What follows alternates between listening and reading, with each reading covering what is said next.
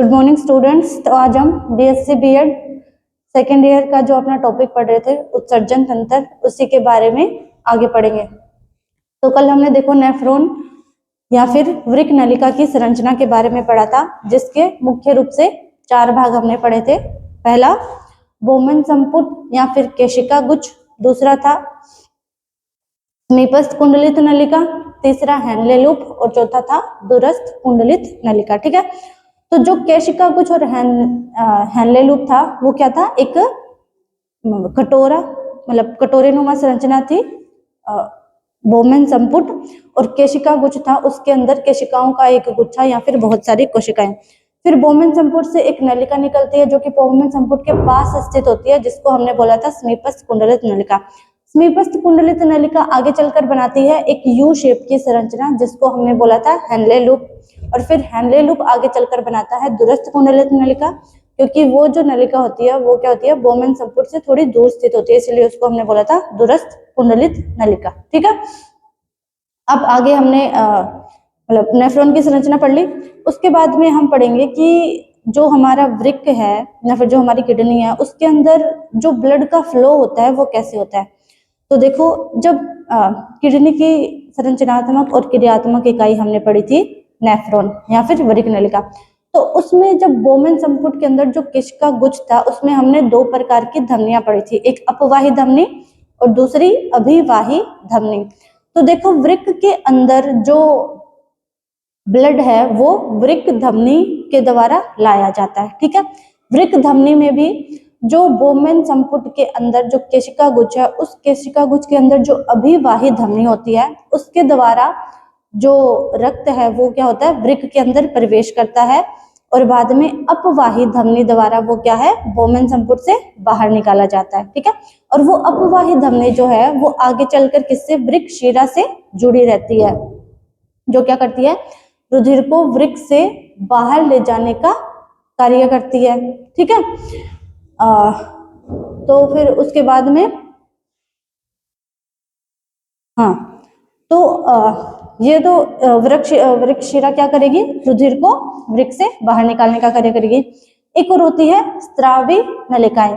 ये स्त्रावी नलिकाएं क्या है, जो भी केशिकाएं होती है उनका एक गुच्छा होता है। तो ये क्या करती है कि जो हमारा हेनले लूप था उसके चारों तरफ एक और संरचना बना लेती है केशिकाओं की, जिसको हम बोलते हैं वासा रेक्टा। देखो, जैसे इस प्रकार क्या थी, हेनले लूप की संरचना थी, तो इसके चारों ओर एक और यू शेप की संरचना बन जाती है केशिकाओं की, जिसको हम बोलते हैं वासा रेक्टा। ठीक है, तो वासा रेक्टा क्या होती है, एक हेयरपिन आकार की स्ट्रक्चर होती है या फिर यूपिन आकार की। तो इन कोशिकाओं से होता हुआ भी जो ब्लड क्या है वो वृक्क शिरा के अंदर पहुंचता है, और फिर वृक्क शिराएं क्या करती है, उसको उस रक्त को वृक्क से बाहर ले जाने का कार्य करती है फिल्टर के बाद। ठीक है, तो आगे हम पढ़ेंगे मूत्र निर्माण की प्रक्रिया या फिर उत्सर्जन की प्रक्रियाएं क्या क्या होती है। तो देखो, जो मूत्र निर्माण की प्रक्रिया है उसमें बेसिकली 3 प्रक्रियाएं होती है। पहली होती है अति सूक्ष्म निस्यंदन, दूसरा होता है अवशोषण। ठीक है, मतलब कि जो भी मूत्र के अंदर जो भी जल है या जो भी सूक्ष्म तत्व वगैरह है उनको अवशोषित करने के लिए अवशोषण जरूरी होता है। ठीक है, और तीसरा होता है स्रवण, तीसरी प्रक्रिया होती है स्रवण। तो मूत्र निर्माण की जो प्रक्रिया है वो 3 स्टेप में पूरी होती है। पहला होता है अति सूक्ष्म निस्यंदन, दूसरा होता है वर्णात्मक अवशोषण, और तीसरा होता है स्रवण। तो आज हम पहली क्रिया के बारे में पढ़ेंगे जो कि है अति सूक्ष्म निस्यंदन। ठीक है, तो अब देखो,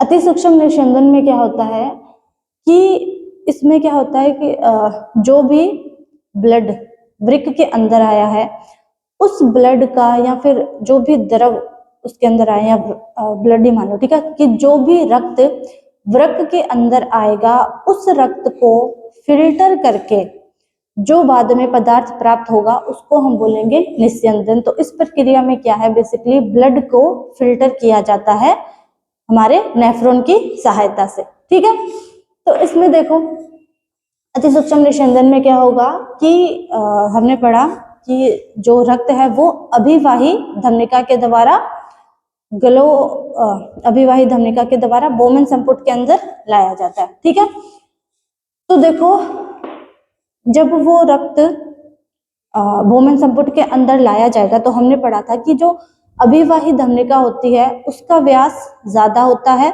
और जो अपवाही धमनिका होती है उसका व्यास कम होता है। ठीक है, तो जैसे ही अभिवाही धमनिका से जो रक्त है वो बोमेन संपुट के अंदर आएगा तो अपवाही धमनिका का व्यास कम होने के कारण क्या है, वो उतनी तेजी से जो रक्त है वो बाहर नहीं निकल पाएगा जितनी तेजी से बोमेन संपुट के अंदर आएगा।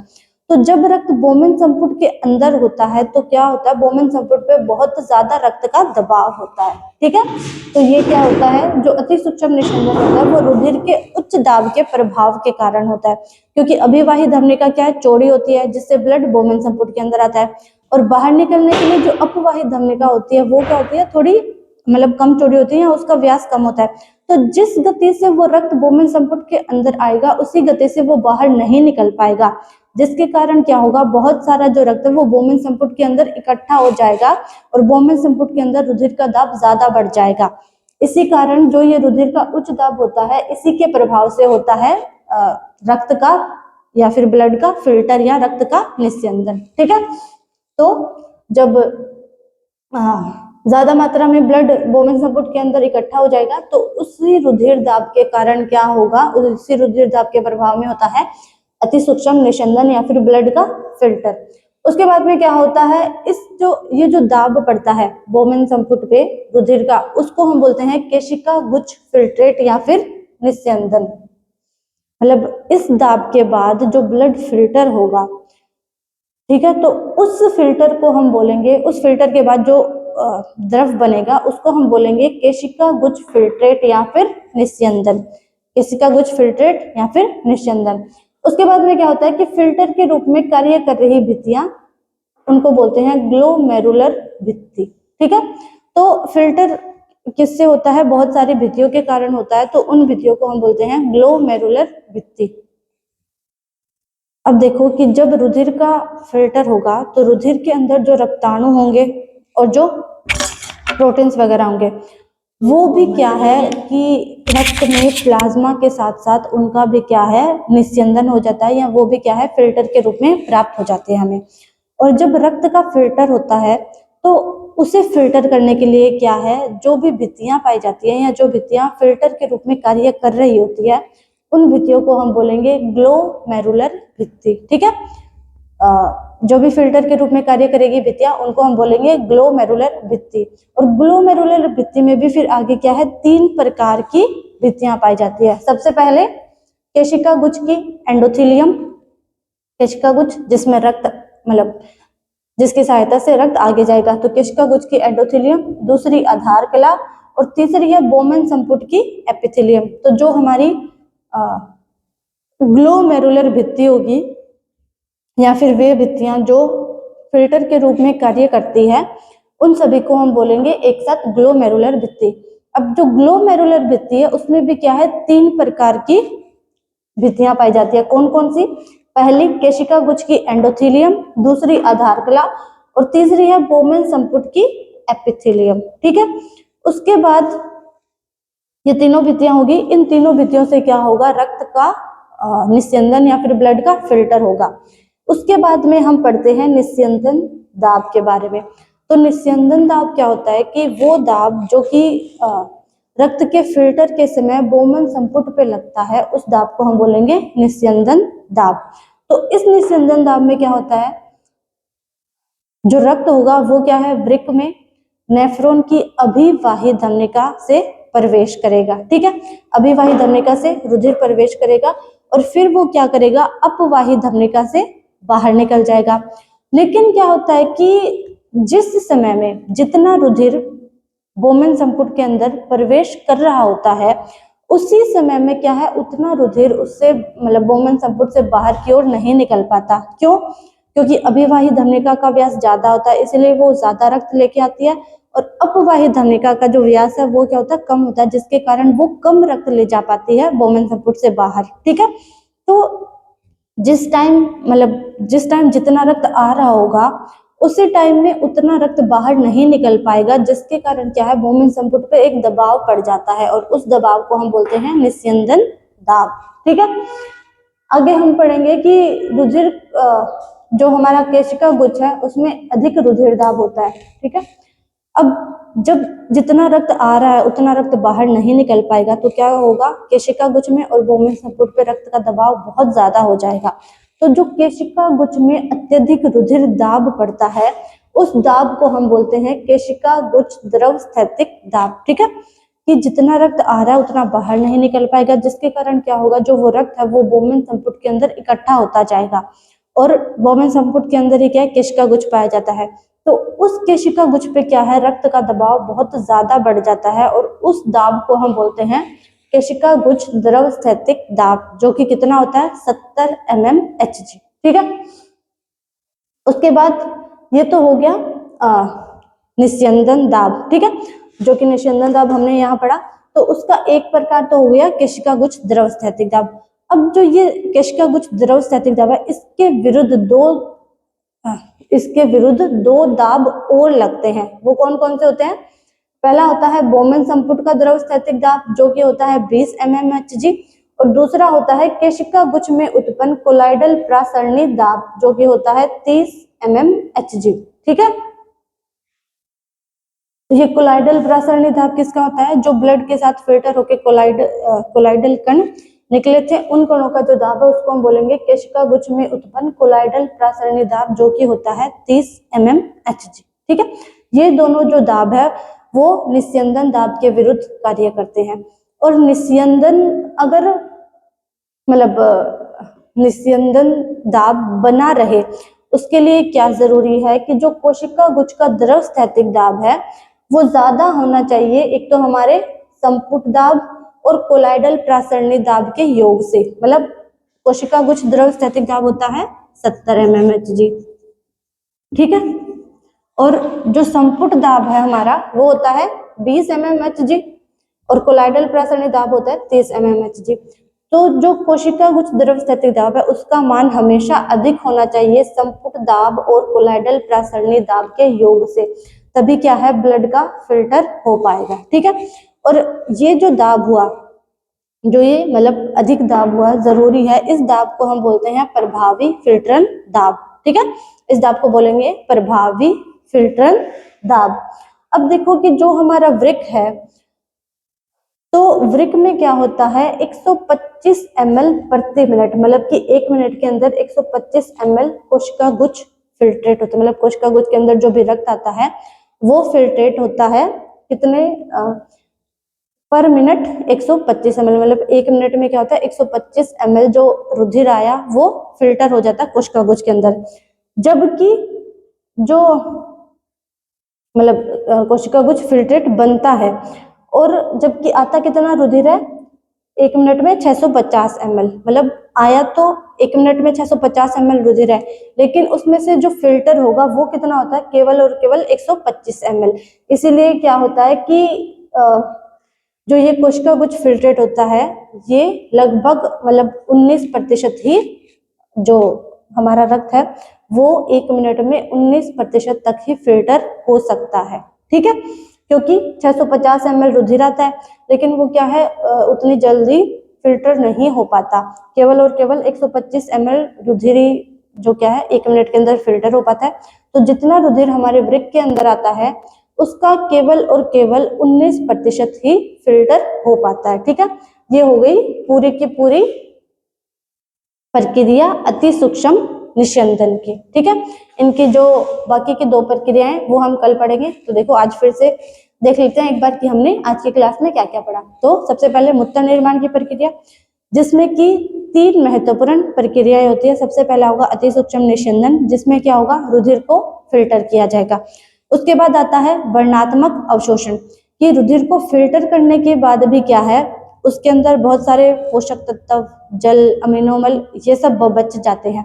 तो इन सब पदार्थों का अवशोषण क्या है, रुधिर द्वारा फिर से किया जाता है। इन सब पदार्थों का अवशोषण किया जाता है जो कि किससे किया जाता है, जो हमारे नेफ्रॉन की समीपस्थ कुंडलित नलिका थी उसके द्वारा। तो ये इन पदार्थों का दोबारा अवशोषण करके क्या करती है, उनको रक्त के अंदर मिला देती है। उसके बाद में आता है स्त्रवण, मतलब कि जो भी उत्सर्जित पदार्थ बाद में जो मूत्र शेष बचा है उसको क्या है, शरीर से बाहर निकाल दिया जाता है।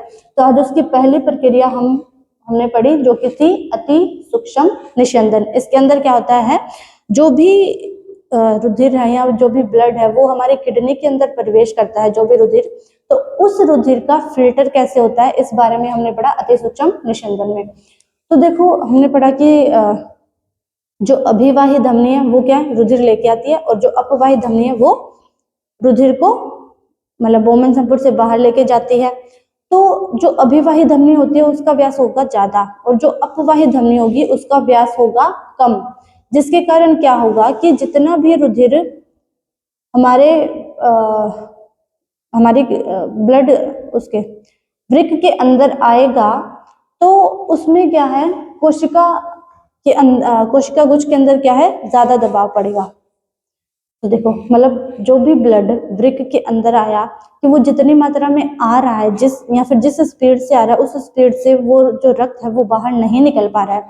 उसके कारण क्या होता है, रुधिर के उच्च दाब का प्रभाव पड़ता है, और रुधिर के उच्च दाब के प्रभाव के कारण ही क्या होता है, अति सूक्ष्म निस्यंदन होता है, मतलब रक्त का फिल्टर होता है।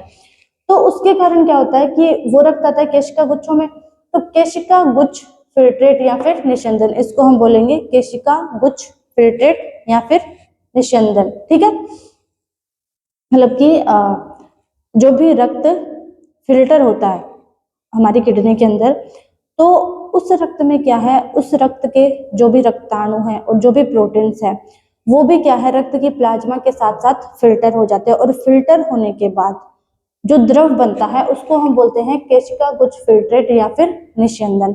अब है कि अब फिल्टर, जैसे रक्त फिल्टर हो रहा है, तो फिल्टर होने के लिए एक फिल्टर की भी आवश्यकता पड़ेगी कि जिसमें से रक्त मतलब छनकर बाहर निकलेगा।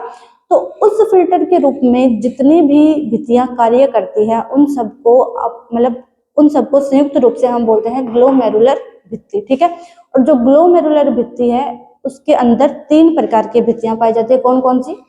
केशिका गुच्छ की एंडोथेलियम, दूसरी आधार कला, और तीसरी हो गई बोमेन संपुट की एपिथेलियम। ठीक है, ये 3 प्रकार की भित्तियों से क्या है, रक्त फिल्टर होके बाहर निकलता है। अब है निस्यंदन दाब। तो देखो कि अभिवाही धमनिका से रक्त प्रवेश किया बोमेन संपुट के अंदर, और अपवाही धमनिका से वो बाहर निकल जाता है। तो जिस स्पीड से रक्त आता है या फिर जिस टाइम के अंदर रक्त आता है उसी स्पीड से और उसी टाइम के अंदर क्या है, रक्त बाहर नहीं निकल पाता है। क्यों? क्योंकि जो अभिवाही धमनिका होती है उसका व्यास ज्यादा होता है, और जो अपवाही धमनिका होगी उसका व्यास कम होगा। तो अभिवाही धमनिका जैसे मोटी है, चौड़ी है, तो उससे ज्यादा रक्त अंदर आ सकेगा, लेकिन अपवाही धमनिका क्या है, थोड़ी पतली है, जिससे के कारण क्या होगा, उससे कम रक्त बाहर निकल सकेगा। तो उसी कारण क्या होता है कि केशिका गुच्छ में या फिर जो हमारा बोमेन संपुट होता है उसके अंदर एक दबाव पड़ता है, उस दबाव को हम बोलते हैं निस्यंदन दाब। ठीक है, ये दाब मतलब एक तो बोमेन संपुट पे भी पड़ता है और दूसरा केशिका गुच्छ पे भी पड़ता है। तो जो केशिका गुच्छ पे दाब पड़ेगा उसको हम बोलेंगे केशिका गुच्छ द्रवस्थैतिक दाब, जो कि होता है 70 mmHg, मतलब कि जो केशिका गुच्छ में दाब पड़ता है रुधिर का उसको बोलेंगे केशिका गुच्छ द्रवस्थैतिक दाब, जो कि होगा 70 mmHg होगा उसका मान। अब कि जो निस्यंदन हो रहा है, मतलब कि जो ब्लड का फिल्ट्रेशन होता है, उस फिल्ट्रेशन के विरुद्ध भी क्या है, 2 दाब कार्य करते हैं। कौन कौन से? पहला है बोमेन संपुट में द्रवस्थैतिक दाब, जो कि होता है 20 mmHg, और दूसरा होता है केशिका गुच्छ में उत्पन्न कोलाइडल प्रसरणी दाब, जो कि होता है 30 mmHg। और याद रखना कि मतलब ब्लड का फिल्टर तभी होगा जब केशिका गुच्छ का जो द्रवस्थैतिक दाब है उसका मान ज्यादा होगा, किससे? संपुट दाब और कोलाइडल प्रसरणी दाब दोनों के योग से ज्यादा होना चाहिए कोशिका गुच्छ का द्रवस्थैतिक दाब, तभी क्या होगा, ब्लड का फिल्टर हो पाएगा। तो देखो जो केशिका गुच्छ का द्रवस्थैतिक दाब है वो 70 mmHg है, जो कि ज्यादा है किससे? संपुट दाब और कोलाइडल प्रसरणी दाब के योग से, जो कि क्या है, पूरा का पूरा 50 mmHg। तो जब कोशिका गुच्छ का द्रवस्थैतिक दाब ज्यादा होगा उसी स्थिति में क्या है, हमारे रक्त का निस्यंदन होगा या ब्लड का फिल्टर होगा, उसी अवस्था में क्या है, ब्लड फिल्टर हो पाएगा। और इस दाब को हम बोलेंगे प्रभावी फिल्टरन दाब। ठीक है, अब क्या होता है कि जो हमारा वृक्क है उसमें प्रति मिनट 650 ml रुधिर प्रवेश करता है, लेकिन जो ब्लड का फिल्टर है वो कितना हो पाता है, केवल और केवल 125 ml प्रति मिनट। 650 ml प्रति मिनट क्या हुआ, मतलब एक मिनट में 650 ml रुधिर वृक्क के अंदर प्रवेश कर रहा है, लेकिन उसमें से जो फिल्ट्रेट रुधिर है या फिर जिस रुधिर का फिल्टर हो रहा है वो केवल और केवल क्या है, 125 ml। इसका मतलब क्या हुआ कि वृक्क में मतलब हमारे वृक्क में जितना रुधिर प्रवेश करता है उसका केवल 19% ही भाग क्या है, फिल्टर हो पाता है। ठीक है, अब ये भाग मतलब रक्त फिल्टर हो गया। फिल्टर होने के बाद ये जाएगा समीपस्थ कुंडलित नलिका में, जहाँ पे क्या होगा, जो भी पोषक पदार्थ इसके अंदर बचे हैं जैसे जल, कुछ खनिज लवण, विटामिन या फिर जो भी अमीनोमर्स है वो जो बचे हैं उनका अवशोषण किया जाएगा, जो कि हम पढ़ेंगे कल अगले पार्ट में या फिर अगले सेशन में। ठीक है, आज के लिए इतना ही।